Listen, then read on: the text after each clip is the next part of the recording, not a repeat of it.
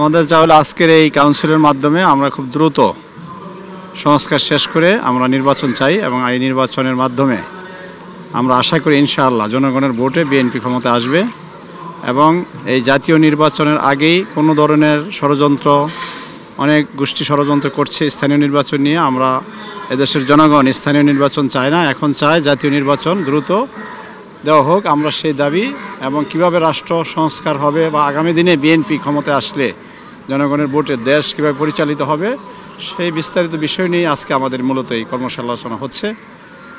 সেই কারণে আমরা এখানে উপস্থিত হয়েছি। আমরা অনেকেই যারা দীর্ঘ আন্দোলন সংগ্রামের পথ পাড়ি দিয়ে আজকে এই জায়গায় এসেছি, তারা অপেক্ষায় আছে আগামী কাউন্সিলের মধ্যে দিয়ে আমাদেরকে একটি পরিচয়, আমাদের দেশনায়ক তারেক রহমান সাহেব, আমাদের আগামী রাষ্ট্রনায়ক, আমাদের অভিভাবক, তিনি আমাদেরকে কাজ করার জন্য, দেশ গড়ার জন্য করে দিবেন। সেই আশায় আমরা আজকের এই বর্ধিত সভা থেকে শুধু এটুকু বলতে পারি, আজকের এই বর্ধিত সভা যেন সারা পৃথিবীতে ছড়িয়ে পড়ুক। আজকের সফলতার মধ্যে দিয়ে, আজকে জনাব তারেক রহমানের বক্তব্যের মধ্যে দিয়ে আগামী দিনে বাংলাদেশকে আমরা নতুন রূপে গড়ব, সেই আশ্বাস আমরা ইনশাল্লাহ পাবো। আমি চাঁদপুর জেলা বিএনপি সভাপতি হিসাবে আমি ওনার যে নির্দেশনা আমরা তৃণমূলে সেটা পৌঁছানোর চেষ্টা করি এবং এই যে এখন যে মিডিয়ার যুগ, সোশ্যাল মিডিয়ার যুগ, এই যুগে উনি যথার্থই বলেছেন এবং আমাদের এই শৃঙ্খলা বোর্ডটা ওনার কারণেই, আজকে উনি আমাদের এই দলের দায়িত্ব নেওয়ার কারণেই এই শৃঙ্খলা বোধ এখনও তো আছে বলবৎ। আমাদের আসলে আজকে এমন একটা দিন যেখানে আমরা 18 সালের পর থেকে আমরা ঘরের থেকে বেরোতে পারতাম না। 5ই অক্টোবরের পরে, 5ই অগাস্টের পরে এই ফেসিবাদের পতন হয়েছে। আমরা আসলে অত্যন্ত আনন্দিত সকলেই এবং আমরা আমাদের নেতা তারেক রহমানের শেষ বক্তব্য পর্যন্ত এখানে থাকব। উনি যে নির্দেশনা দেয় সেই নির্দেশনা অনুযায়ী আগামী আন্দোলন সংগ্রামগুলোতে আমরা মাঠে থাকব। প্রয়োজন ছিল এবং অবশ্যই নির্বাচনের জন্য আমাদের এটা খুব ফলপ্রসূ হবে আমি মনে করি ব্যক্তিগতভাবে। এবং ওনার দিক নির্দেশনায় আজকে যেহেতু আমরা শ্বাস নিঃশ্বাস নিতে পারি, সেইভাবে চিন্তা যদি করে তাহলে তো অবশ্যই এটা একটা মাইল ফলক। আমরা এই বর্ধিত সভায় এসে সকলে আনন্দিত এবং পুলকিত।